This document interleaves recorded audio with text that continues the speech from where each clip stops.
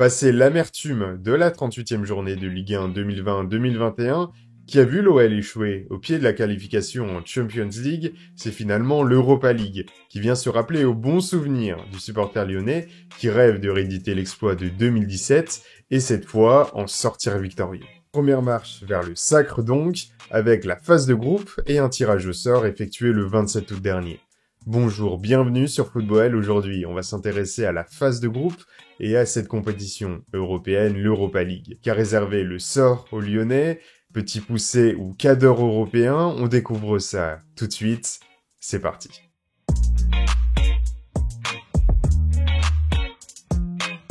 Avant de commencer, on va se replonger juste avant le tirage pour observer ce qu'on pouvait redouter en termes de groupe potentiel. Le premier, OL Leicester, Real Sociedad et Galatasaray.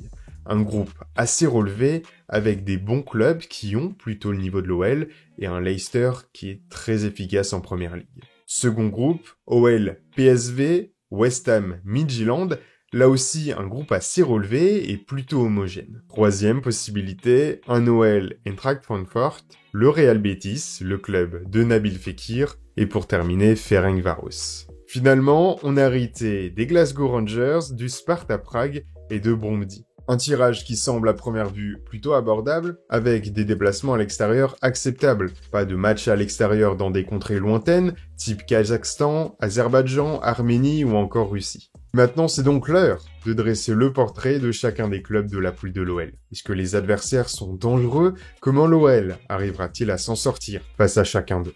Dans l'ordre des chapeaux, Melson évoquera les Rangers, Teken se chargera du Sparta Prague et Ferrandinho vous en dira plus sur Brøndby.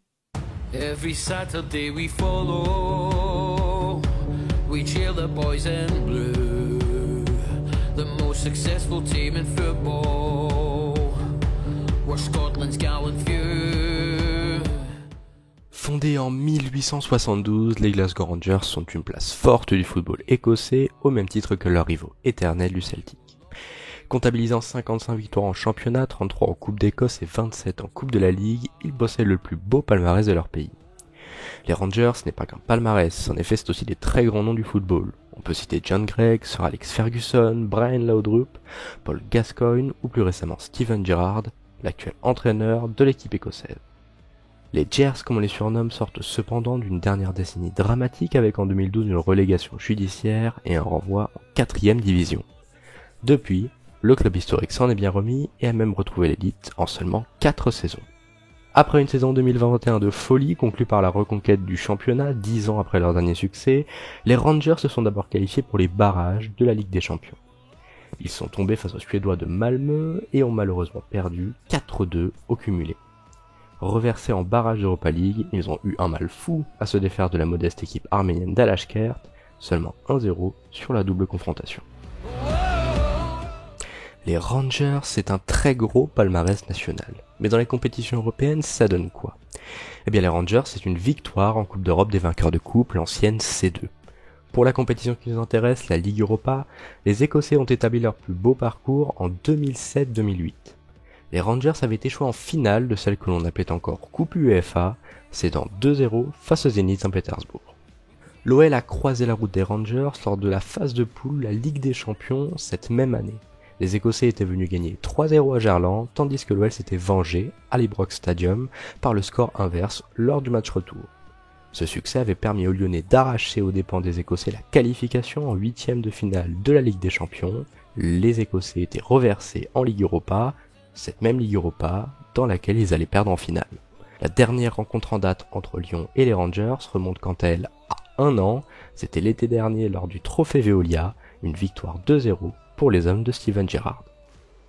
Les Rangers sont probablement l'adversaire le plus relevé de cette poule A et devraient donner du fil à retordre aux hommes de Peter Bosz dans la course à la première place. Cette formation écossaise possède plusieurs points forts, le premier d'entre eux leur défense. Extrêmement solide l'an dernier, elle a été une excellente base dans l'obtention de leurs beaux résultats l'an passé. Avec seulement 10 buts encaissés en championnat lors de la saison 2020-2021, le plus important sera d'inscrire ce premier but et de faire sauter le verrou écossais.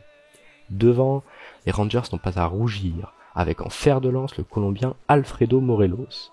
Avec 17 buts et 13 passes décisives, toutes compétitions confondues l'an passé, il est un attaquant complet et un vrai poison à redouter. L'entrejeu des Rangers regorge également de joueurs très intéressants techniquement, avec pour ne citer que Glenn Kamara ou encore Yanis Hadji. C'est une équipe capable de conserver le ballon, très solide en possession. Côté point faible, Lyon devra correctement exploiter les couloirs écossais. En effet, les deux latéraux de ce 11, Tavernier et Parisic, sont très offensifs et pourront laisser beaucoup d'espace dans leur dos. C'est le véritable talon d'Achille de cette équipe, Lyon devra être efficace en transition. Kdo vždycky zvítězí Sparta, nejlepší klub je bez teba Sparta. A dokud bude v nás rudej plamen plác, tak bude Sparta železná vyhrávat. Kdo vždycky zvítězí Sparta. Un autre adversaire dont l'OL hérite dans cette poule d'Europa League est le Sparta Prague, qui est sans conteste un titan du football d'Europe centrale. Fondé en 1893, c'est le club le plus populaire de République tchèque. Il a longtemps été considéré comme le club des ouvriers, tandis que son grand rival, le Slavia Prague, était considéré comme celui des intellectuels de la ville, même si ce clivage s'est peu à peu effacé au fil des années. Le palmarès national du Sparta est très impressionnant.